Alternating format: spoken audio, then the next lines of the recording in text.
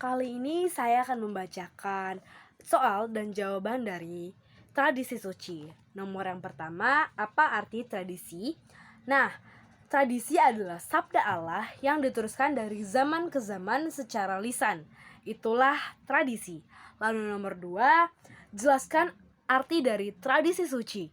Nah, tradisi suci menurut Gereja Katolik berasal dari para rasul yang pada akhirnya kalau dirunut diajarkan oleh Tuhan Yesus baik secara langsung maupun tidak langsung. Lalu nomor tiga, tunjukkan tradisi Ekaristi pada zaman Yesus. Nah, biasanya mereka bertekun dalam pengajaran rasul-rasul dan dalam persekutuan mereka selalu berkumpul untuk memecahkan roti dan berdoa. Lalu nomor empat, jelaskan tradisi yang dicontohkan Yesus dalam mendidik dan memanggil para muridnya. Nah, biasanya Tuhan Yesus mengajarkan para muridnya untuk melayani orang lain dan melakukan pekerjaan yang baik. Contohnya, saat Yesus mencuci kaki para muridnya. Lalu nomor 5, bagaimana cara para rasul meneruskan tradisi yang telah dilakukan oleh Yesus Kristus? Nah, biasanya para rasul mengajar dan mewartakan ajaran-ajaran Tuhan dengan menyebarkan Injil, membaptis para pengikut, dan mendirikan sebuah gereja. Lalu nomor yang keenam, apa arti ungkapan? Masih banyak hal-hal lain yang diperoleh oleh Yesus.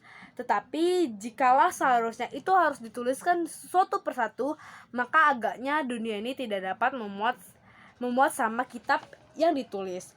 Jelaskan dasar kitab suci dan ajaran gereja yang meyakini tradisi sebagai sumber mengenal Yesus.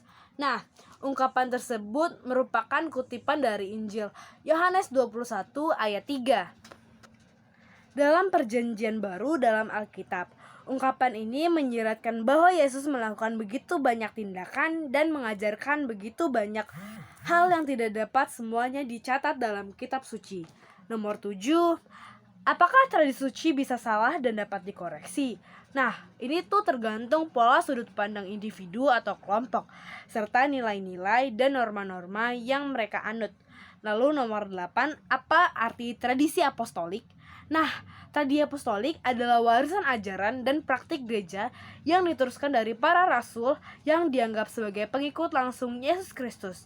Lalu nomor 9, jelaskan dasar kitab suci dan ajaran gereja yang meyakini tradisi suci sebagai sumber mengenal Yesus. Dasar kitab suci yang terdiri dari perjanjian lama dan baru adalah salah satu sumber utama bagi ajaran gereja.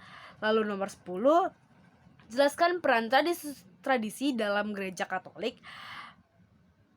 Pengembangan ajaran tradisi membantu gereja dalam mengembangkan pemahaman ajaran-ajaran Yesus Kristus. Lalu nomor 11, jelaskan fungsi tradisi dalam gereja Katolik.